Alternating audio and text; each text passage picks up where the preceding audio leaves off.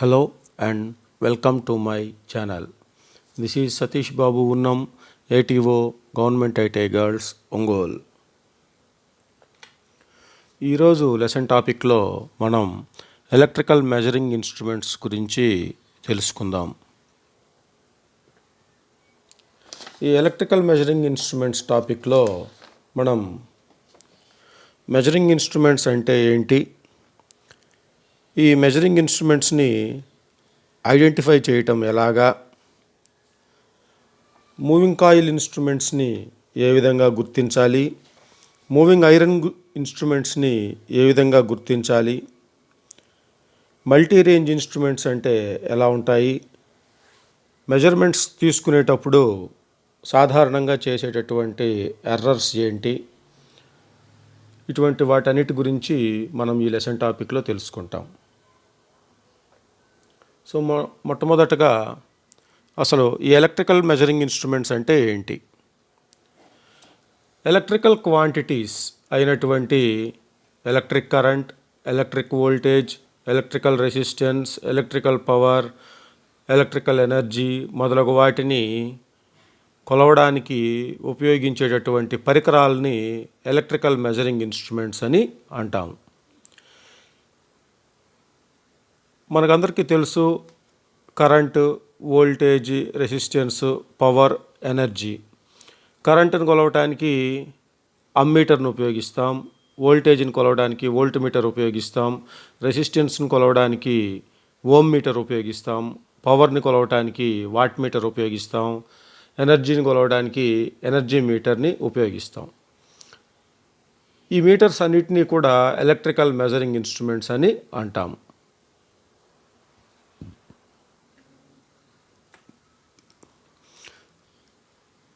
ఇన్స్ట్రుమెంట్స్ని ఎలాగా గుర్తించాలి?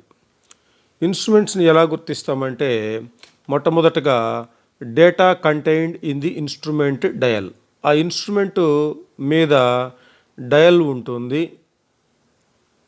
ఆ డయల్ మీద ఏదైతే డేటా గుర్తించబడి ఉంటుందో, అది సింబల్స్ రూపంలో కావచ్చు, లెటర్స్ రూపంలో కావచ్చు, లేదా ఇంకేదన్నా సంకేతాల రూపంలో కావచ్చు, ఆ యొక్క డేటా దాని మీద ఇన్స్ట్రుమెంట్ డయల్ మీద ఉండేటటువంటి డేటాను చూసి మనం గుర్తిస్తాము. అది అమ్మీటరా, వోల్ట్ మీటరా, వాట్ మీటరా, ఎనర్జీ మీటరా అనేటటువంటిది. అదేవిధంగా ఆ డయల్ మీద కొన్ని లెటర్స్ ఉంటాయి, అంటే ఆల్ఫాబెట్స్, వి అని, ఏ అని, డబ్ల్యూ అని, పిఎఫ్ అని, ఇలా కొన్ని లెటర్స్ ఉంటాయి. ఆ లెటర్స్ని బట్టి అది ఏ ఇన్స్ట్రుమెంట్ అనేది మనం గుర్తించవచ్చు. ఇంకా కొన్ని సింబల్స్ ఉంటాయి. ఆ సింబల్స్ని చూసి కూడా మనం గుర్తుపెట్టుకోవడం జరుగుతుంది. ఇది పలానా ఇన్స్ట్రుమెంట్ అని మనం గుర్తించడం జరుగుతుంది. Measuring range is indicated by the series of numbers under the divisions of the scale. అంటే ఈ ఇన్స్ట్రుమెంట్ ఎంత వోల్టేజ్ కొలవడానికి ఉపయోగపడుతుంది అనేది మనం ఆ స్కేల్ మీద ఉండేటటువంటి డివిజన్స్ని బట్టి గుర్తించడం జరుగుతుంది. అదేవిధంగా టైప్ ఆఫ్ సప్లై, ఆ డయల్ మీద టైప్ ఆఫ్ సప్లై కూడా ఇండికేట్ చేసి ఉండటం మనం చూడొచ్చు. టైప్ ఆఫ్ సప్లై అంటే అది ఏసీ సప్లైలో ఉపయోగించవచ్చా, డీసీ సప్లైలో ఉపయోగించవచ్చా, లేకపోతే ఏసీ మరియు డీసీ రెండిట్లోనూ ఉపయోగించవచ్చా అనేది ఈ డయల్ మీద ఇండికేట్ చేసినటువంటి సింబల్స్ ద్వారా మనం తెలుసుకోవచ్చు. So data contained in the instrument dial, letter markings or symbols on the dial, measuring range indicated by the scale or the divisions of the scale. Next type of supply is indicated by the symbols. Next measuring quantity. Measuring quantity అంటే అది voltage కొలవడానికి ఉపయోగిస్తామా, current కొలవడానికి ఉపయోగించాలా, power కొలవడానికా, రెసిస్టెన్సా, ఫ్రీక్వెన్సీనా, ఇలాగా ఏ quantity కొలవడానికి ఉపయోగించాలి అనేది మనం ఎలా తెలుసుకోవచ్చు అంటే, ఆ డయల్ మీద ఉండేటటువంటి లెటర్ని బట్టి. ఆ డయల్ మీద కనుక వి అని కనుక ఉన్నట్లయితే అది వోల్టేజ్ కొలవడానికి ఉపయోగిస్తుంది. ఏ అని కనుక ఉన్నట్లయితే అది దాని యొక్క అర్థం యాంపియర్. వి అని ఉంటే వోల్టేజ్ కొలవడానికి ఉపయోగిస్తాము. ఏ అని ఉంటే దాని అర్థం యాంపియర్, కరెంటును కొలవడానికి ఉపయోగిస్తాము. డబ్ల్యూ అని ఉంటే వాట్, దీన్ని పవర్ కొలవడానికి ఉపయోగిస్తాం. ఓం సింబల్ కనుక ఉన్నట్లయితే దాన్ని ఓం అని చెప్పి అంటాము. దీన్ని రెసిస్టెన్స్ కొలవడానికి ఉపయోగిస్తాము. అదేవిధంగా హెచ్జెడ్ అని ఉంటే దాని అర్థం హెడ్జ్. ఈ హెడ్జ్ అనేది ఫ్రీక్వెన్సీ యొక్క యూనిట్. ఫ్రీక్వెన్సీని కొలవడానికి ఆ మీటర్ని ఉపయోగిస్తాం. సో ఈ విధంగా లెటర్స్ని బట్టి మనం ఆ మీటర్ని ఎందుకు ఏం కొలవడానికి ఉపయోగిస్తాము అనేది గుర్తించడం జరుగుతుంది. మళ్ళీ చూసినట్టయితే వి అంటే అర్థం వోల్ట్స్, వోల్టేజ్ కొలవడానికి ఉపయోగిస్తాం. ఏ అంటే యాంపియర్స్, కరెంటును కొలవడానికి ఉపయోగిస్తాం. డబ్ల్యూ అంటే వాట్స్, పవర్ కొలవడానికి ఉపయోగిస్తాం. ఓం సింబల్ అంటే ఓం, రెసిస్టెన్స్ కొలవడానికి ఉపయోగిస్తాం. హెచ్జెడ్ అంటే హెడ్జ్, ఫ్రీక్వెన్సీ కొలవడానికి ఉపయోగిస్తాం. Next type of supply. అది ఏసీలో కొలవడానికా, డీసీలో కొలవడానికా, లేదా సింగిల్ ఫేజ్దా, 3 ఫేజ్దా అనేది తెలుసుకోవడానికి ఈ సింబల్స్ ఉపయోగిస్తాం. Type of supply. So only ఒక చిన్న డాష్ లాగా ఉంటే ఇది డైరెక్ట్ కరెంట్ యొక్క సింబల్. సో ఆ ఇన్స్ట్రుమెంట్ని ఓన్లీ డైరెక్ట్ కరెంట్ సప్లై అంటే డీసీ సప్లై క్వాంటిటీస్ని కొలవడానికి మాత్రమే ఉపయోగిస్తాం. ఈ విధంగా కనుక ఉంటే ఇది ఏసీ సప్లై యొక్క సింబలు, అంటే ఆల్టర్నేటింగ్ కరెంట్ యొక్క సింబలు ఓన్లీ ఏసీ క్వాంటిటీస్ మాత్రమే కొలవడానికి ఉపయోగిస్తాము. ఈ విధంగా డీసీ సప్లై సింబలు మరియు ఏసీ సప్లై రెండూ కనుక ఉన్నట్లయితే ఆ ఇన్స్ట్రుమెంట్స్ని డీసీ మరియు ఏసీ సప్లైలో రెండింటినీ కొలవడానికి ఉపయోగిస్తాం. ఈ విధంగా ఒకే ఒక్క ఏసీ సప్లై సింబల్ కనుక ఉంటే సింగిల్ ఫేజ్ సప్లై కొలవడానికి ఉపయోగిస్తాం. ఈ విధంగా కనుక 3 ఏసీ సప్లై సింబల్స్ ఉంటే 3 ఫేజ్ సప్లై కొలవడానికి ఉపయోగిస్తాం. 3 ఫేజ్ ఏసీ సప్లై కొలవడానికి ఉపయోగిస్తాము. Next testing voltage. ఈ విధమైనటువంటి సింబల్ కనుక ఉన్నట్లయితే ఇది 500 వోల్ట్స్ సప్లై వరకు కొలవడానికి ఉపయోగించవచ్చు. ఆ ఇన్స్ట్రుమెంట్ని 500 వోల్ట్స్ వోల్టేజ్ కొలవడం వరకు ఉపయోగించవచ్చు. అదే సింబల్లో లోపల 2 గనక ఉన్నట్లయితే, ఇక్కడ చూసినట్లయితే మీరు ఇది ఒక పెంటగాన్ సింబల్, 5 సైడ్స్ ఉంటాయి, ఒక స్టార్ లాగా 1 2 3 4 5. సో ఈ విధంగా సింబల్ ఉంటే అది వోల్టేజ్, టెస్టింగ్ వోల్టేజ్కి సంబంధించింది. లోపల ఎటువంటి లెటరు లేకుండా ఖాళీ ఉంటే 500 వోల్ట్స్ వోల్టేజ్ వరకు ఉపయోగించవచ్చు. లోపల కనుక 2 అనేది కనుక ఉంటే 500 వోల్ట్స్ కంటే ఎక్కువ వోల్టేజెస్ని కొలవడానికి ఉపయోగించవచ్చు. లోపల 0 కనుక ఉంటే టెస్టింగ్ పొటెన్షియల్ అంటే వోల్టేజ్ ఉంచి ఉపయోగించకూడదు అని, వోల్టేజ్ ఉన్నప్పుడు ఉపయోగించకూడదు అని అర్థం. యూజింగ్ పొజిషన్ అంటే మీటర్ని కొలిసేటప్పుడు, మనం ఎలక్ట్రికల్ క్వాంటిటీస్ని కొలిసేటప్పుడు వర్టికల్గా ఉంచాలా మీటర్ను, హారిజాంటల్గా ఉంచాలా, లేకపోతే యాంగిల్లో ఉంచాలా అనేది తెలియజేస్తుంది ఈ యూజింగ్ పొజిషన్. ఈ సింబల్ కనుక ఉన్నట్లయితే మీటర్ మీద, మీటర్ను వర్టికల్ పొజిషన్లో మాత్రమే ఉపయోగించాలి. టీని తిరగేసినట్లుగా ఉంటే వర్టికల్ పొజిషన్లో మాత్రమే ఉపయోగించాలి. ఈ విధంగా యూని తిరగేసినట్లుగా కనుక ఉంటే హారిజాంటల్ పొజిషన్లో మాత్రమే ఉపయోగించాలి. ఇక్కడ యాంగిల్ 60 డిగ్రీస్ అంటే 60 డిగ్రీస్ యాంగిల్లో ఉంచి ఉపయోగించాలి మీటర్ను. ఈ విధంగా +or-2 డిగ్రీస్ అని ఉంటే వర్టికల్ పొజిషన్లో వాడాలి. కొంచెం అటు ఇటుగా కొంచెం ఇటు కానీ, కొంచెం కుడి చేతి వైపు కానీ, కొంచెం ఎడం చేతి వైపు కానీ వంగి ఉండవచ్చు మీటర్, ఇబ్బంది లేదు. నెక్స్ట్ ఈ విధంగా కనుక ఉన్నట్లయితే ఇది హారిజాంటల్ పొజిషన్లో వాడాలి. ఒక 10 డిగ్రీలు కొంచెం అటు ఇటు అయినా కానీ ఇబ్బంది లేదని దీని అర్థం. సో టీని తిరగేసినట్టుగా ఉంటే వర్టికల్ పొజిషన్, యూని తిరగేసినట్టుగా ఉంటే హారిజాంటల్ పొజిషన్, యాంగిల్ 60 డిగ్రీస్ అని ఉంటే 60 డిగ్రీస్ యాంగిల్లో వంచి ఉపయోగించాలి అని అర్థం. నెక్స్ట్ టైప్ ఆఫ్ ఇన్స్ట్రుమెంట్, అంటే ఇది ఏసీ సప్లైలో వాడాలా డీసీ సప్లైలో వాడాలా అనేది మనం ఇంతకుముందు చూసాము.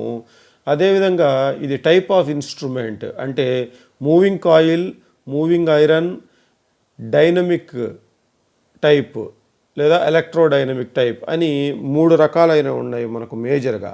ఒకటి moving coil type, 2 moving iron type, 3 dynamic లేక ఎలక్ట్రోడైనమిక్ అని ఉన్నాయి.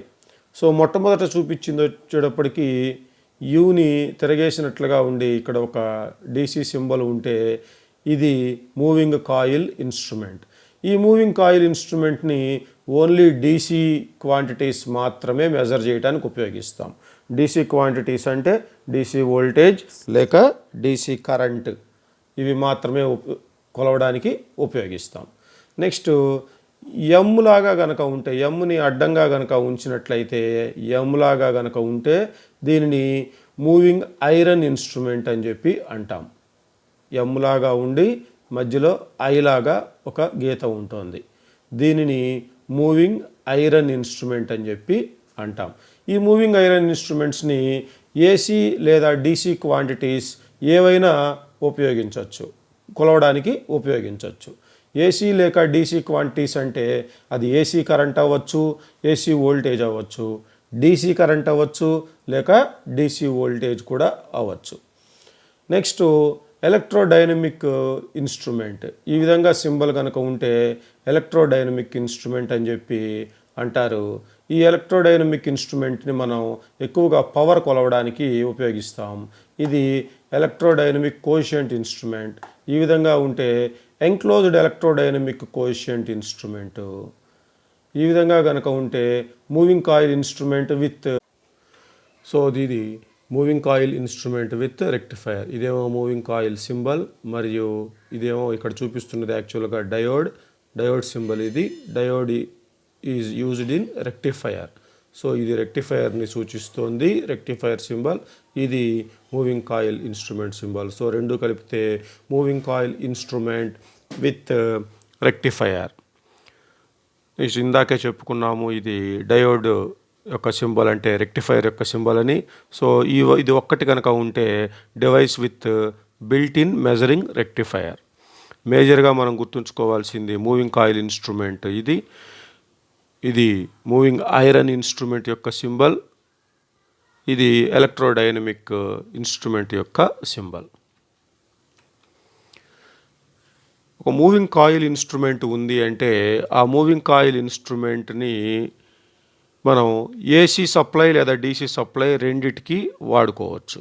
అయితే ఆ మూవింగ్ కాయిల్ ఇన్స్ట్రుమెంట్ యొక్క టెర్మినల్స్ని ఏ విధంగా మార్కింగ్ చేసి ఉంచుతారు అంటే, the terminals are marked with plus and minus. టెర్మినల్స్ని ప్లస్ మరియు మైనస్ తోటి మార్కింగ్ చేసి ఉంచుతారు. అంటే ప్లస్ టెర్మినల్ అంటే పాజిటివ్ టెర్మినల్, మైనస్ టెర్మినల్ అంటే నెగిటివ్ టెర్మినల్. ఇంకో విధంగా ఎలా గుర్తించవచ్చు అంటే, మనం టెర్మినల్స్ని పాజిటివ్ టెర్మినల్ లేదా ప్లస్ టెర్మినల్ని రెడ్ కలర్లో ఉంటుంది, నెగిటివ్ టెర్మినల్ లేదా మైనస్ టెర్మినల్ని బ్లాక్ కలర్లో ఉంటుంది. సో పాజిటివ్ టెర్మినల్ అయితే రెడ్ కలర్లో ఉంటుంది, నెగిటివ్ టెర్మినల్ అయితే బ్లాక్ కలర్లో ఉంటుంది. ఒకవేళ వాళ్ళు అక్కడ ప్లస్ మైనస్ అని గుర్తించకపోయినప్పటికీ రెడ్ ఉంటే అది పాజిటివ్ అని, బ్లాక్ ఉంటే అది నెగిటివ్ అని మనం ఐడెంటిఫై చేయవచ్చు. ఈ యొక్క ఇన్స్ట్రుమెంట్స్ని కరెక్ట్ పొలారిటీ తోటి కనెక్షన్ చేయాలి. మూవింగ్ కాయిల్ ఇన్స్ట్రుమెంట్ అంటే ఎంసీ ఇన్స్ట్రుమెంట్స్ని కరెక్ట్ పొలారిటీ తోటి కనెక్షన్ చేయాలి.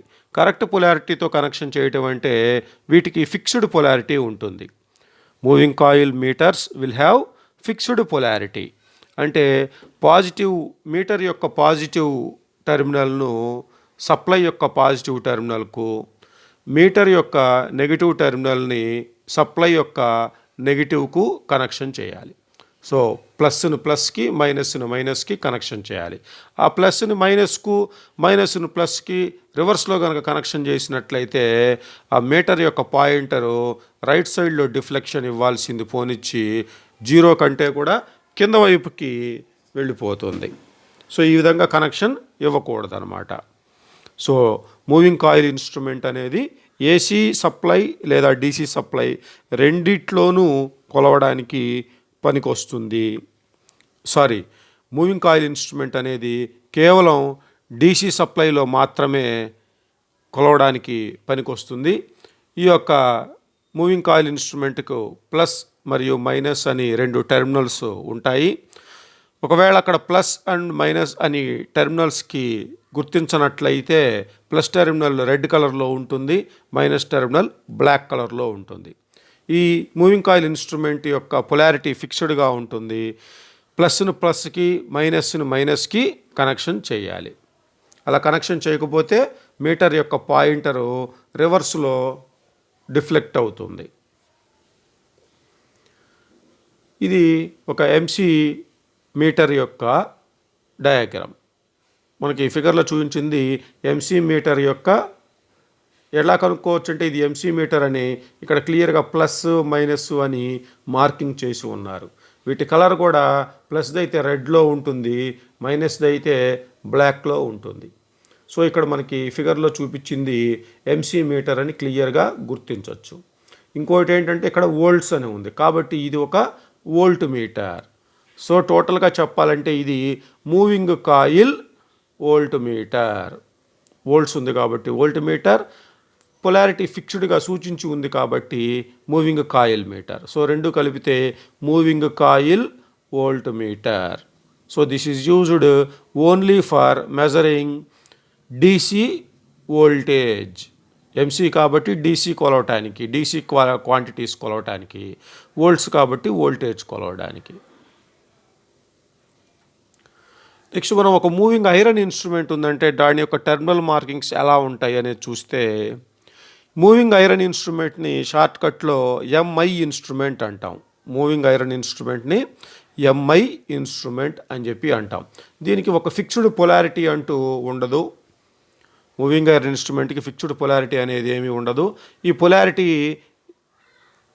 ఏమీ కూడా దీంట్లో మనం పరిగణలోకి తీసుకోం. This will have no polarity marking on the terminals.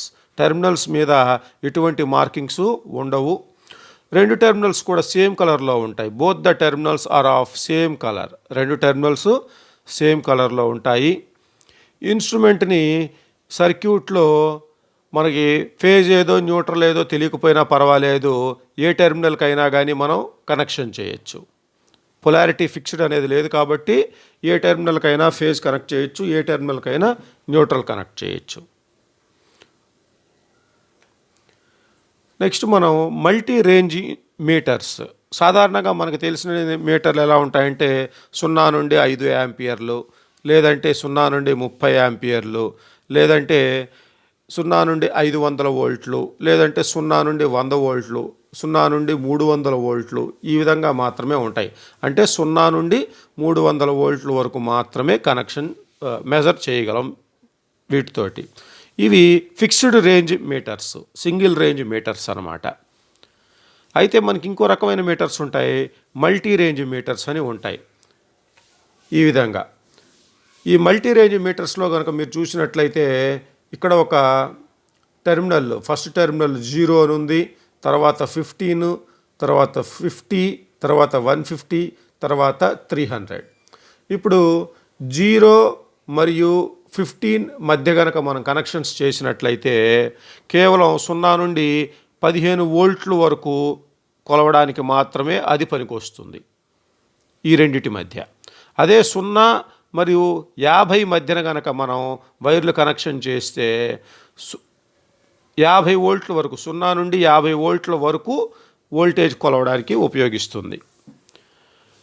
అదే 0 నుండి 150కి మధ్యలో కనుక మనం కనెక్షన్ చేసినట్టయితే అప్పుడు 0 నుండి 150 వోల్ట్ల వరకు కొలవడానికి ఉపయోగిస్తుంది. తర్వాత 0 నుండి 300కి మధ్యలో కనుక కనెక్షన్ చేసినట్లయితే 0 నుండి 300 వోల్ట్లు కొలవడానికి ఉపయోగిస్తుంది.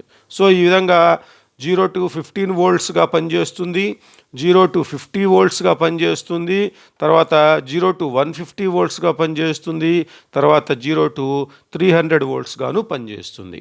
ఇటువంటి మీటర్లనే మల్టీ రేంజ్ మీటర్స్ అని చెప్పి అంటాం. సో వీటికి చూసినట్లయితే మీరు స్కేల్ కూడా అదేవిధంగా రకరకాల స్కేల్స్ ఉంటాయి.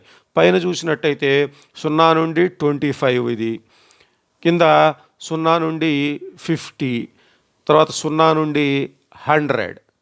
ఇటువంటి మీటర్స్ని ఉపయోగించేటప్పుడు మనం చాలా జాగ్రత్తగా కనెక్షన్స్ చేయాలి. రీడింగ్స్ కూడా చాలా జాగ్రత్తగా తీసుకోవాలి.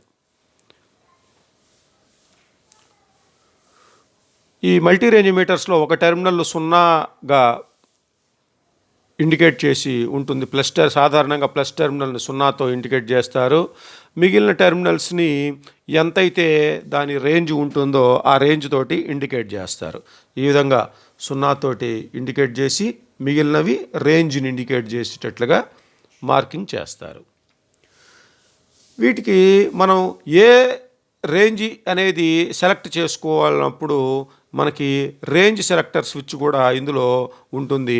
ఆ రేంజ్ సెలెక్టర్ స్విచ్ని మనం సెలెక్ట్ చేయాలి.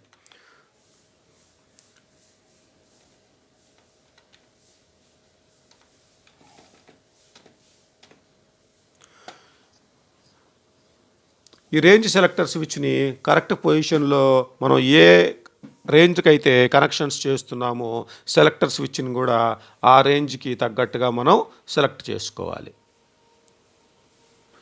మనం ఏ స్కేల్లో అయితే కనెక్షన్ చేశామో ఆ స్కేల్కి తగినటువంటి రీడింగ్నే మనం జాగ్రత్తగా సెలెక్ట్ చేసుకోవాలి. Next pointers. మనకి రీడింగ్ ఏ విధంగా కనపడుతుంది, ఏది రీడింగ్ అని ఎట్లా తెలుసుకుంటామంటే మనం కనెక్షన్ చేయగానే పాయింటరు సూచిస్తుంది ఇంత రీడింగ్ ఉంది అని, అంటే ఇంత వోల్టేజ్ ఉంది, ఇంత కరెంట్ ఉంది అని సూచించేది పాయింటర్. ఈ పాయింటర్లో ఊరికే సాధారణంగా ఒక గీత లాంటిది పాయింటర్ ఉంటుంది, ఒక బద్ద లాంటి పాయింటరు, అది స్టాండర్డ్ టైప్ పాయింటర్. ఇంకోటి నైఫ్ పాయింటర్, ఈ విధంగా నైఫ్ లాగా ఉంటుంది, దాని నైఫ్ పాయింటర్ అని చెప్పి అంటాము. తర్వాత ల్యాన్స్ పాయింటర్ అంటే ఇట్లా బాణంలాగా ఉంటుంది, దాని ల్యాన్స్ పాయింటర్ అంటాం. రీడ్ ట్యూబ్ పాయింటర్ అంటే ఈ విధంగా ఒక ట్యూబ్ మాదిరి ఉంటుంది, దాన్ని రీడ్ ట్యూబ్ పాయింటర్ అంటాము. హెయిర్ లైన్ పాయింటర్ అంటాము, ఈ విధంగా సన్నగా ఉండి చివర మాత్రం ఒక బుడిబిలాగా ఉంటుంది, దాన్ని హెయిర్ లైన్ పాయింటర్ అంటాం. సో ఇది standard pointer, knife pointer, lance pointer, tube pointer, hair line pointer. సాధారణంగా మెజరింగ్ ఇన్స్ట్రుమెంట్స్ తోటి మెజర్ చేస్తున్నప్పుడు తప్పులు అనేవి దొర్లుతూ ఉంటాయి. ఏ విధమైనటువంటి తప్పులు దొరికినప్పటికీ కుదిరినంత మటుకు మనం తప్పులు లేకుండా రీడింగ్స్ తీసుకోవాలి. ఎర్రర్స్ అని చెప్పి అంటాం, ఈ తప్పుల్నే ఎర్రర్స్ అంటాం, మెజరింగ్ ఎర్రర్స్ అంటాం. ఈ ఎర్రర్స్ రాకుండా ఉండాలి అంటే ఏం చేయాలంటే కరెక్ట్ మెజరింగ్ ఇన్స్ట్రుమెంట్ని ఉపయోగించాలి. మెజర్మెంట్స్ తీసుకునేటప్పుడు ఖచ్చితమైనటువంటి ప్రొసీజర్ని ఫాలో అవ్వాలి, కరెక్ట్ ప్రొసీజర్ని ఫాలో అవ్వాలి. మనం సెలెక్ట్ చేసుకునేటటువంటి instrument 60% of full scale value కలది అయ్యి ఉండాలి. ఫర్ ఎగ్జాంపుల్ మనకి 60 volts వోల్టేజ్ కనుక కొలవాలి అంటే కంపల్సరీగా 0 to 100 volts వోల్ట్ మీటర్ అయితే కరెక్ట్గా మనకి చూపిస్తుంది. అదే 0 to 1000 volts వోల్ట్ మీటర్ తీసుకొని మనం 60 volts కొలవాలి అని చెప్పి అనుకుంటే ఆ పాయింటర్ మొదట్లోనే ఉంటుంది, మనకి రీడింగ్ సరిగ్గా కరెక్ట్గా రాదు. సో 1000 volts అనేది స్కేల్ చాలా పెద్దగా ఉంటుంది, 60 volts అంటే మొట్టమొదట్లోనే కొద్ది భాగంలోనే ఉంటుంది, కాబట్టి మనకి రీడింగ్ సరిగ్గా రాదు. సో కంపల్సరీగా 60%కి పైనే రీడింగ్ ఉండేది మనం ఎంచుకోవాలి. ప్యారలాక్స్ ఎర్రర్ లేకుండా రీడింగ్స్ తీసుకోవాలి. రీడింగ్స్ తీసుకునేటప్పుడు ప్యారలాక్స్ ఎర్రర్ లేకుండా తీసుకోవాలి. ప్యారలాక్స్ ఎర్రర్ అంటే ఈ ఫిగర్లో చూసినట్లయితే మీరు కన్నుతోటి మనం రీడింగ్ని చూసేటప్పుడు కరెక్ట్గా స్ట్రైట్గా ఉండాలి. మన కన్ను, పాయింటరు మరియు స్కేల్ మీద ఉండేటటువంటి రీడింగు, ఈ మూడు కూడా ఒకటే స్ట్రైట్ లైన్లో ఉంటే అప్పుడు మనకి కరెక్ట్ రీడింగ్ అనేది వస్తుంది. మనం చూసే కన్ను, పాయింటరు మరియు రీడింగు 3 కూడా ఒకటే స్ట్రైట్ లైన్లో ఉంటే కరెక్ట్ రీడింగ్ వస్తుంది.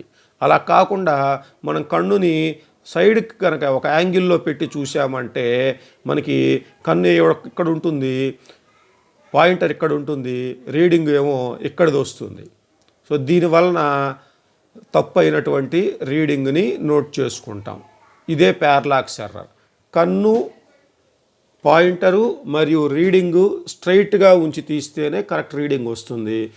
లేకుండా కన్నుని కనుక పక్కకు జరిపి ఒక యాంగిల్లో చూసినట్లయితే అదే ప్యారలాక్స్ ఎర్రర్. సో ఈ ప్యారలాక్స్ ఎర్రర్ లేకుండా రీడింగ్స్ తీసుకోవటం ముఖ్యం. నెక్స్ట్ జీరో అడ్జస్ట్మెంట్ ఎర్రర్ అనేది కూడా ఒక ముఖ్యమైనదనమాట. జీరో అడ్జస్ట్మెంట్ ఎర్రర్ అంటే ఇక్కడ మనకి పాయింటరు ఎటువంటి కనెక్షన్ ఇవ్వకపోయినా, మనం ఎటువంటి సప్లై ఇవ్వకపోయినా పాయింటరు జీరోలో ఉండాలి. సో మనం సప్లై ఏమీ ఇవ్వలేదు అంటే పాయింటరు జీరోలో ఉండాలి. ఇక్కడ ఏమవుతుంది, పాయింటర్ జీరోలో లేకుండా 7 దగ్గర కనిపిస్తోంది. సో కాబట్టి స్టార్టింగ్ టైంలో ఈ పాయింటర్ ఎక్కడ ఉండాలంటే ఖచ్చితంగా 0కి పైన ఉండాలి. 0కి పైన లేకుండా సప్లై ఇవ్వనప్పుడు అది ఎక్కడెక్కడో కనుక ఉంటే అది జీరో అడ్జస్ట్మెంట్ ఎర్రర్కి కారణమవుతుంది. సో స్టార్టింగ్లోనే మనం ఈ యొక్క జీరో అడ్జస్ట్మెంట్ స్క్రూను తిప్పి ఈ యొక్క పాయింటర్ని తిరిగి 0కి తీసుకొని రావచ్చు సప్లై లేనప్పుడు. సో రీడింగ్స్ తీసుకునేటప్పుడు ఈ జీరో అడ్జస్ట్మెంట్ ఎర్రర్ లేకుండా కూడా రీడింగ్ తీసుకోవాలి. మళ్ళీ మొత్తం ఒకసారి చూస్తే ఎలక్ట్రికల్ మెజరింగ్ ఇన్స్ట్రుమెంట్స్ అంటే ఏంటంటే ఎలక్ట్రికల్ క్వాంటిటీస్ అయినటువంటి కరెంటు, వోల్టేజ్, రెసిస్టెన్స్, పవర్ మరియు ఎనర్జీలను కొలవడానికి ఉపయోగించే పరికరాలను ఎలక్ట్రికల్ మెజరింగ్ ఇన్స్ట్రుమెంట్స్ అని అంటాము. Examples ammeter, voltmeter, ohm meter, watt meter, energy meter మొదలైనవి. ఇన్స్ట్రుమెంట్స్ని మనం ఇన్స్ట్రుమెంట్ యొక్క డయల్ మీద ఉండేటటువంటి డేటాను ఉపయోగించి అది ఏ ఇన్స్ట్రుమెంట్స్, ఆ ఇన్స్ట్రుమెంట్స్ని ఎట్లా ఉపయోగించాలి, ఆ ఇన్స్ట్రుమెంట్ని ఏమి కొలవడానికి ఉపయోగించాలి అనేవి మనం కనిపెట్టవచ్చు. ఆ ఇన్స్ట్రుమెంట్ డయల్ మీద సింబల్స్ రూపంలో లేదా లెటర్స్ రూపంలో మార్కింగ్స్ అనేవి ఉంటాయి. వాటిని బట్టి మనం కనిపెట్టచ్చు. మెజరింగ్ రేంజ్ కూడా ఈ డయల్ మీద ఇండికేట్ చేయబడి ఉంటుంది. స్కేల్ని బట్టి కూడా ఈ యొక్క మెజరింగ్ రేంజ్ అనేది అంటే ఎంత వరకు మనం కొలవచ్చు అనేది తెలుసుకోవచ్చు. టైప్ ఆఫ్ సప్లై, మనం ఏ సప్లైలో కనెక్షన్ చేయాలన్నది కూడా ఈ ఇన్ఫర్మేషన్ని బట్టి తెలుసుకోవచ్చు. వోల్టేజ్ కొలవచ్చేదైతే వి అని చెప్పి ఇండికేట్ చేస్తుంది. అమ్మీటర్ అయితే ఏ అనితో ఇండికేట్ చేస్తుంది. వాట్ మీటర్ అయితే డబ్ల్యూతో ఇండికేట్ చేసి ఉంటుంది. ఓమ్ మీటర్ అయితే ఈ విధంగా ఓమ్ సింబల్ ఉంటుంది. ఫ్రీక్వెన్సీ మీటర్ అయితే ఈ విధంగా హెచ్జెడ్ అనే సింబల్ ఉంటుంది. డైరెక్ట్ కరెంట్ అయితే ఈ విధంగా చిన్న గీతతోటి డైరెక్ట్ కరెంట్ సింబల్ ఉంటుంది. ఆల్టర్నేటింగ్ కరెంట్ మీద ఉపయోగించేదైతే ఈ విధంగా ఏసీ సింబల్ ఉంటుంది.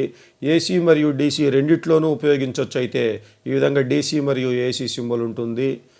మల్టీఫేజ్ ఆల్టర్నేటింగ్ సింగిల్ ఫేజ్ సప్లై మీద ఉపయోగించేదైతే ఈ విధంగా సింగిల్ ఫేజ్ సప్లై ఉంటుంది. 3 ఫేజ్ సప్లై అయితే 3 ఫేజ్ సప్లై ఉంటుంది.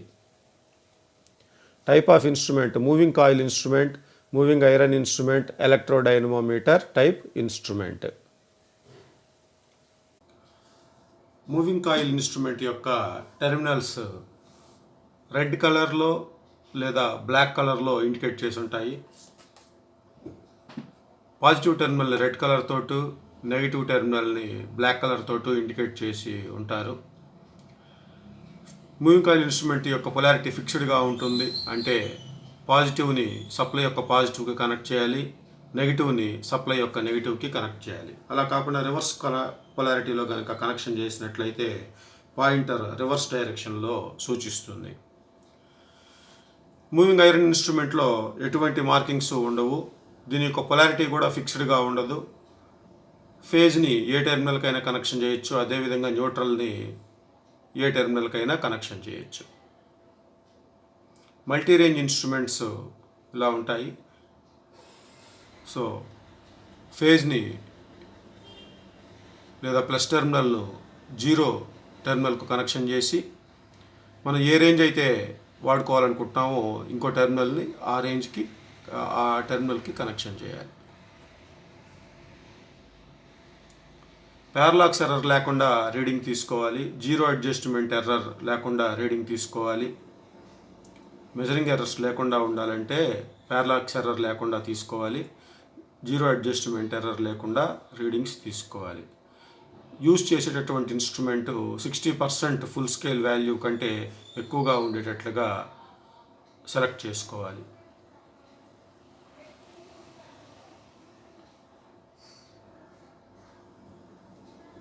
Thanks for watching. Please like this video and subscribe to my channel. Thank you.